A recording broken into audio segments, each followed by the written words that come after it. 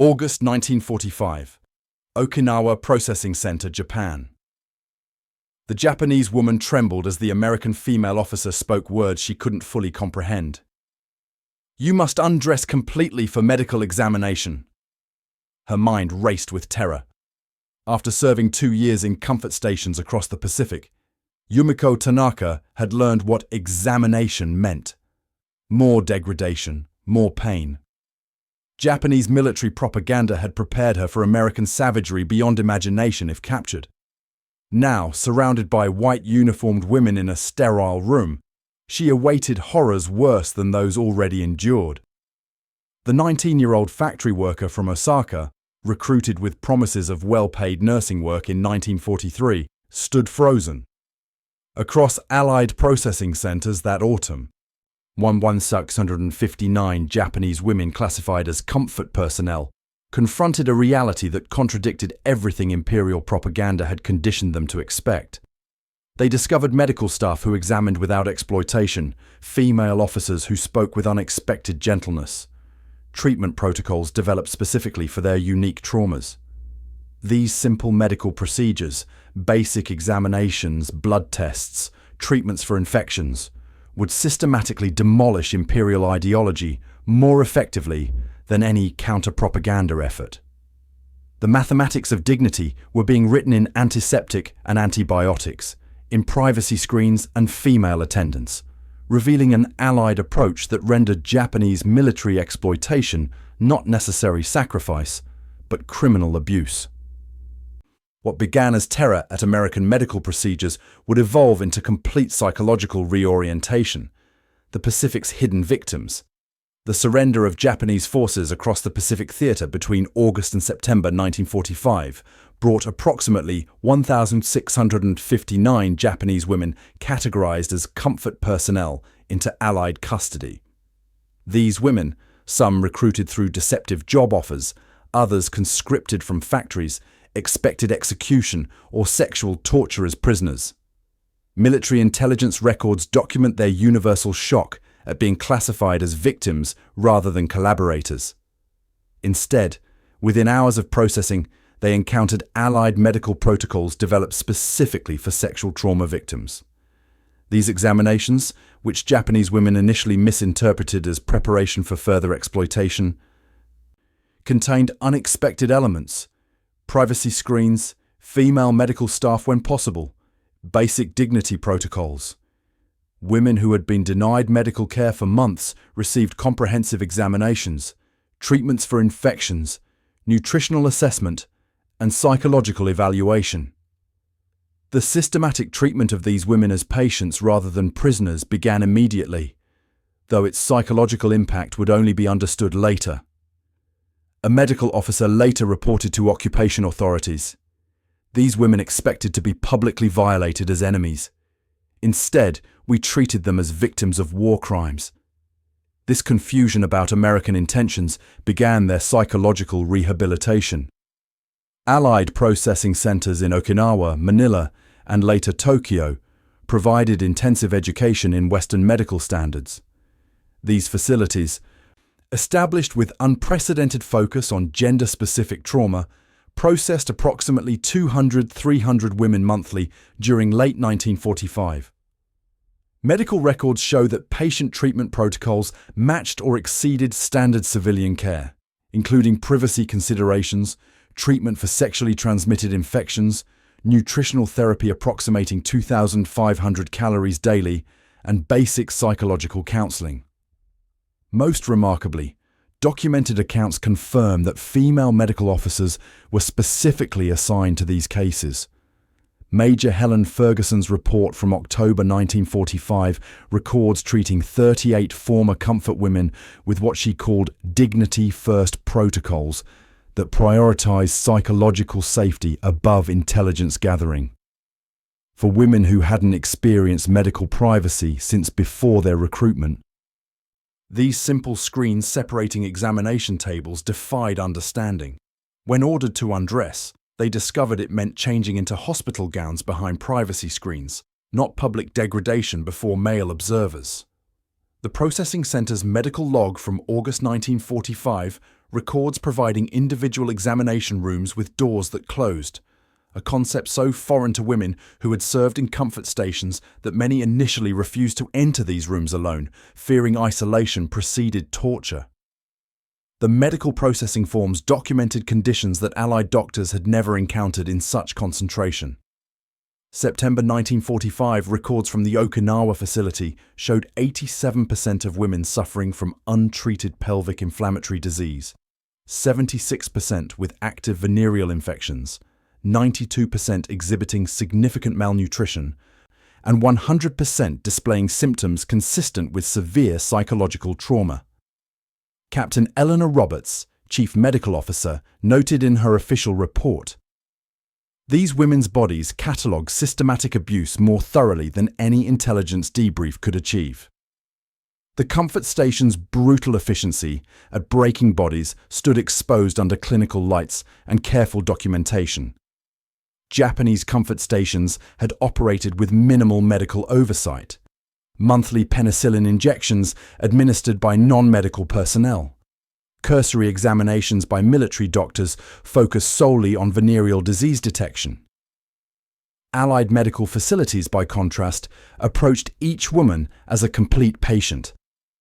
The 24-bed women's ward established at the Okinawa Processing Center provided individual examination rooms, dedicated laboratory services, nutrition specialists, and female attendants recruited from the Women's Army Corps.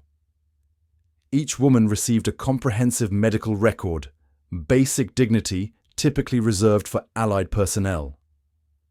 Michiko Sato, transferred from a comfort station in Rabaul, where she had serviced up to 30 men daily, encountered her first female doctor at age 22. "I expected the American woman to hurt me," she later testified to occupation authorities. Instead, she spoke softly, explained each procedure, and asked permission before touching me. I had forgotten humans could interact this way. The psychological recalibration began with these simple medical courtesies. Medical supply requisition forms from September-October 1945 reveal the scale of treatment. 16,000 units of penicillin allocated weekly to the women's ward, 400 pounds of supplemental nutrition powder, 350 sets of hospital garments, 275 individual hygiene kits. The military medical system, stretched by combat casualties, nevertheless directed significant resources toward these enemy non-combatants. Each woman received treatment costing approximately $450 in 1945 currency, equivalent to $6,900 in 2025, an investment in humanity that transcended wartime divisions. Lieutenant Yumiko Tanaka, a Japanese-American WAC officer assigned as translator at the Manila Processing Center, documented the profound disorientation these women experienced. "They cannot reconcile American medical care with the monsters described in imperial propaganda," she wrote in October 1945. One woman asked when the real examination would begin, unable to believe that medical treatment without sexual exploitation was the entirety of our procedure. This cognitive dissonance, gentle treatment from supposed barbarians, created the initial cracks in their psychological conditioning. The contrast between comfort station and Allied medical protocols became most evident in records of daily schedules. Comfort stations operated 18 to 20 hours daily, processing 15 to 35 men per woman, with 2 30-minute meal breaks and 1 weekly rest day if no venereal disease was detected. Allied rehabilitation protocols established 3 regular meals daily, 8 hours minimum sleep, medical treatment scheduled around rest periods, an absolute prohibition of non-medical physical contact. The mathematics of human dignity replaced the brutal calculus of sexual exploitation. Physical recovery began with nutrition intervention. Women who had subsisted on rice porridge and occasional vegetables received 2,500 calorie diets with 85 grams of protein daily. Medical records show average weight gain of 1.8 pounds weekly during the first month of treatment. A Japanese woman who gave only her family name, Watanabe, told an interpreter, I had forgotten how it feels to eat until satisfied. My body remembers being human before I do. Psychological processing occurred alongside medical treatment. Intelligence officers conducted initial interviews to determine recruitment circumstances, confirming historical patterns. Approximately 40% of Japanese comfort women had been recruited through legitimate-appearing job offers for factory, nursing, or clerical work. 35% through entertainment industry connections that disguised actual expectations, 25% through various forms of direct coercion or family pressure. This documentation, initially gathered for war crime prosecutions, created the first comprehensive record of Imperial Japan's systematic sexual exploitation of its own citizens. November 1945. Rehabilitation Center, No. 7, Tokyo. The morning bell rang at 7 a.m., not for servicing soldiers, but for breakfast. 43 former comfort women lined up with metal trays to receive portions unimaginable during wartime. A bowl of rice with egg, miso soup with tofu, and a piece of fruit. For Yumiko Tanaka, now 3 months into rehabilitation, the daily routine had transformed her hollow cheeks into a face that resembled her pre-war photographs. Medical records from Rehabilitation Center No. 7 documented average weight increases of 12 pounds per woman during the first 90 days of the program. Bodies once maintained at minimum functioning for military sexual use were being restored to health under Allied medical supervision. The Tokyo rehabilitation facilities, converted from former military officers, housed 367 Japanese women by December 1945. The daily schedule reflected a careful balance of physical recovery and psychological reorientation. Breakfast at 7 a.m., medical treatments 11 a.m., lunch at 12 p.m., vocational training 4 p.m., group activities 6 p.m., dinner at 6:30 p.m., free time until 10 p.m., lights out. This structured yet humane routine contrasted sharply with comfort station schedules that had treated women as perpetually available sexual equipment rather than humans requiring rest and recovery. Captain Sarah Miller, director of Rehabilitation Center No. 7, reported to occupation authorities. These women arrive believing they exist solely for men's use. Watching them discover they deserve regular meals, medical care, and basic dignity is witnessing humanity being reborn. Military records confirm that rehabilitation protocols emphasized routine and predictability to counteract the chaotic trauma of comfort station experiences. Each woman received a personal schedule book, often her first possession since conscription. The recognition of these women as victims rather than enemy collaborators gained official status on December 10, 1945, when General MacArthur's headquarters issued Directive 127B, classifying all comfort women as victims of military sexual enslavement, regardless of nationality or recruitment method. This directive, unprecedented in military history, established that women forced into sexual servitude would be treated as civilian victims rather than enemy personnel. The women themselves, after initial disbelief, began incorporating this new identity into their self-understanding. I was told daily that serving soldiers was my duty to the Emperor, Kazuko Ikeda told a WAS interviewer in a December 1945 session. Now, American authorities say I was a victim of a crime. Each morning, I must remind myself which version to believe. These identity negotiations occurred in daily group sessions led by trained female personnel, where women began the painful process of recontextualizing their experiences. Recovery tracking metrics from Allied rehabilitation centers show remarkable physical improvement. Average body weight increased from 72% of standard to 94% within 4 months. Anemia rates decreased from 87% to 41%. Untreated infections resolved in 93% of cases. The psychological metrics proved more complex but showed gradual improvement. Self-harm incidents decreased monthly. Participation in group activities increased. Requests for vocational training grew as physical health improved. The rehabilitation centers maintained meticulous documentation that would later prove historically invaluable. Each woman's file contained medical records, psychological evaluations, intelligence debriefs, and post-recovery placement recommendations. This documentation process itself served a therapeutic function, validating experiences that Imperial Japan had intended to keep hidden.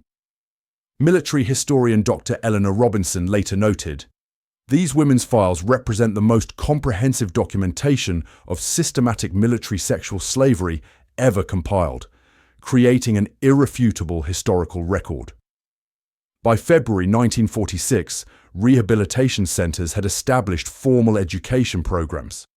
Women who had been denied literacy during their captivity received basic education alongside vocational training. Records show 72% of Japanese comfort women had completed at least elementary education before recruitment, but prolonged trauma had compromised cognitive functioning. The educational recovery program emphasized practical skills, literacy reinforcement, and eventual employment preparation. For many women, these classrooms represented the first environment where their intelligence, rather than their bodies, held primary value. As physical recovery progressed, rehabilitation centers began addressing the looming question of each woman's future. The preparation for post-rehabilitation life revealed a profound dilemma that would challenge both occupation authorities and the women themselves. Where could these women possibly go? March 1946. Repatriation Processing Office, Tokyo headquarters. The form on the desk asked a simple question that contained impossible complexity. Repatriation status, accept or decline. Yumiko Tanaka's pencil hovered over the paper. After 6 months of rehabilitation, medical treatment, and psychological counseling, she faced the most difficult decision: return to a family who believed she had worked in a factory or remain in Allied territory with her shameful truth intact. The choice confronted all 367 Japanese women in Tokyo rehabilitation centers that spring. Their improved physical health only intensified the psychological dilemma of what came next. Allied Directive 142C, issued February 12, 1946, established the formal repatriation process for comfort women of all nationalities. The directive specified, all persons classified as victims of military sexual exploitation shall be offered voluntary repatriation to their home nation or province with appropriate documentation of their status as civilian war victims. The unprecedented aspect appeared in Section 4.3. Repatriation shall remain strictly voluntary. Those declining return to their homeland shall be classified as displaced persons eligible for third country resettlement consideration. No previous military directive had offered enemy civilian women such choice regarding their future. Captain Eleanor Roberts, testifying before a military oversight committee in April 1946, explained, "These women know returning home means navigating impossible secrets. Many families were told their daughters worked in factories or as nurses. The women must either maintain this deception permanently or reveal truth that could destroy their family's honor." Military records document that repatriation counseling required 3 times longer for Japanese comfort women than for other civilian detainees, reflecting the complexity of their situation. In Rehabilitation Center Number 7, social worker Margaret Wilson conducted individual counseling with 43 women facing repatriation decisions. Her case notes reveal the impossible calculations. Subject KT expresses concern that her rural village will suspect her sexual history regardless of documentation claiming factory work. Concerns about marriageability, family shame, and community ostracism dominate her decision-making process. Wilson documented that 84% of women express severe anxiety about returning to communities where their history might be suspected. The Japanese government's position complicated matters further. Official communications from Japanese authorities to occupation headquarters in March 1946 requested that all documentation of women's comfort station service be destroyed upon repatriation, and that women receive alternate service papers showing factory or nursing work. This request, documented in occupation archives, was officially denied, though informal accommodations were sometimes made. For women considering return, this added another layer of complexity. Their own government wished to erase their experiences rather than acknowledge them. Statistical analysis of repatriation decisions reveals patterns. 47% of Japanese comfort women ultimately accepted repatriation. 28% requested third country resettlement. 18% sought continued residence in occupied Japan. 7% remained undecided at the program's conclusion. Age and family circumstances proved the strongest predictors of decisions. Women under 21 with living parents chose repatriation at 62%, while those over 25 without parents chose repatriation at only 29%. For those choosing repatriation, the preparation process involved careful documentation. Each woman received medical records with venereal disease information removed, occupational training certificates emphasizing learned skills, financial compensation of 1,000 yen, approximately $278 in 1946 currency, civilian identification papers, and 14 days travel rations. Most critically, each received 2 sets of service papers, one accurately documenting comfort station service for potential future claims, and one showing factory or nursing work for immediate family use. This dual documentation, while ethically complex, acknowledged the impossible social position these women faced. Alternative placement programs processed women declining repatriation. Directive 167-AF established pathways for third country resettlement, primarily to the United States, Canada, Brazil, and Argentina. The directive stated, women classified as victims of military sexual enslavement who decline repatriation shall receive priority consideration for immigration permits to specified Allied nations. Records show 28% of Japanese comfort women applied for these programs, with approximately 70% ultimately receiving placement in the United States or Brazil. The processing center in Tokyo conducted final interviews with all women, regardless of their decision. These interviews, preserved in military archives, capture the psychological weight of their choices. An unnamed woman told her interviewer, "I choose to return to my family with lies rather than live in a foreign country with truth. In Japan, I can pretend nothing happened. In America, I would always be what happened to me." Another stated the opposite. "In America, no one knows what comfort woman means. In Japan, even without saying the words, they will see it in my face." As spring turned to summer in 1946, the women began departing rehabilitation centers for drastically different futures. Their paths would diverge, but their shared experience would remain invisibly connected across oceans and decades of silence.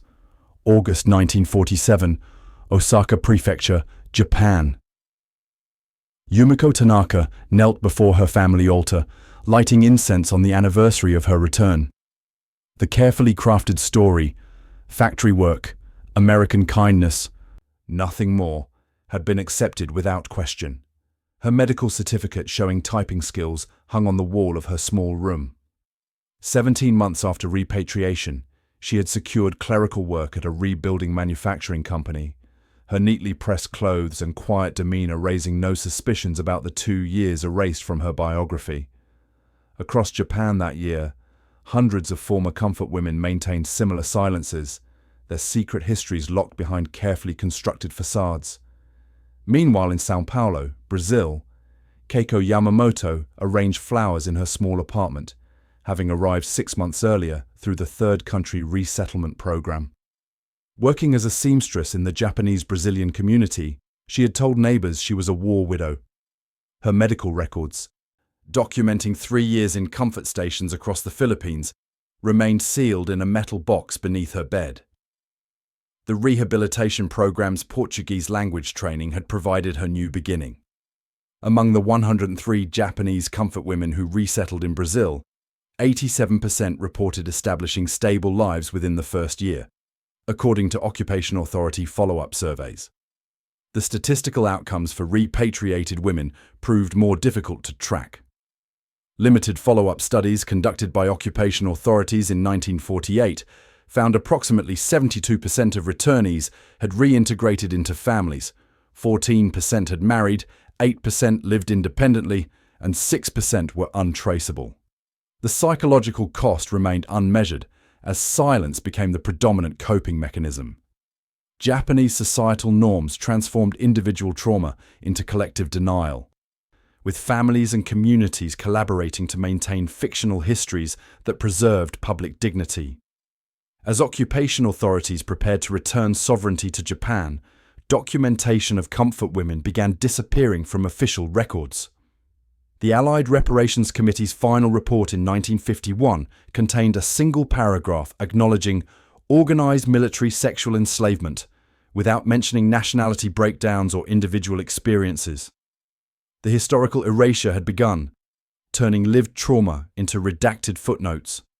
January 1992, Tokyo Metropolitan Court. The 67-year-old woman's voice wavered as she spoke into the microphone, becoming the first Japanese former comfort woman to publicly testify about her experiences. When American officers told us to undress for medical examination, I expected violation. Instead, they gave us treatment, dignity, and choice. After 47 years of silence, Haruko Kaneda's testimony broke the historical vacuum surrounding Japanese comfort women. Her court appearance, covered by 37 media outlets, forced acknowledgement of Imperial Japan's exploitation of its own citizens before expanding the program to occupied territories. Historical researcher Dr. Yoshiaki Yoshimi's 1991 discovery of military documents in the National Institute for Defense Studies provided irrefutable evidence confirming the systematic nature of the comfort system. His research identified approximately 12,000 Japanese women who served in comfort stations between 1932 and 1945, before the system expanded to include an estimated 200,000 women from Korea, China, the Philippines, and other occupied territories. The statistical breakdown revealed the program's evolution from primarily Japanese women to predominantly colonial subjects. The contrast between decades of institutional silence and emerging historical record created societal cognitive dissonance. Japanese society had maintained collective amnesia, while thousands of survivors carried hidden traumas. Between 1992 and 2010, only 61 Japanese former comfort women came forward publicly, compared to hundreds from Korea and China. Their testimonies revealed consistent patterns: initial shock at Allied treatment, lifelong psychological impacts, and decades of enforced silence. Military documents preserved by Allied authorities provided crucial corroboration. Captain Eleanor Roberts' medical reports, Rehabilitation Center admission records, and repatriation documentation created an evidence base that validated survivors' testimonies. The most powerful evidence came from processing center photographs showing the transformation of emaciated, traumatized women into healthier individuals with restored dignity. These images, juxtaposed with comfort station photographs captured from Japanese military sources, visualize the fundamental contrast between exploitation and rehabilitation. The historical record, assembled from military archives, personal testimonies, and academic research, ultimately revealed the profound truth demonstrated that August Day in 1945. Human dignity can be destroyed through systematic abuse, but also restored through systematic care. The Japanese comfort women who couldn't believe Allied medical treatment had encountered not just unexpected kindness, but recognition of their fundamental humanity after systematic dehumanization.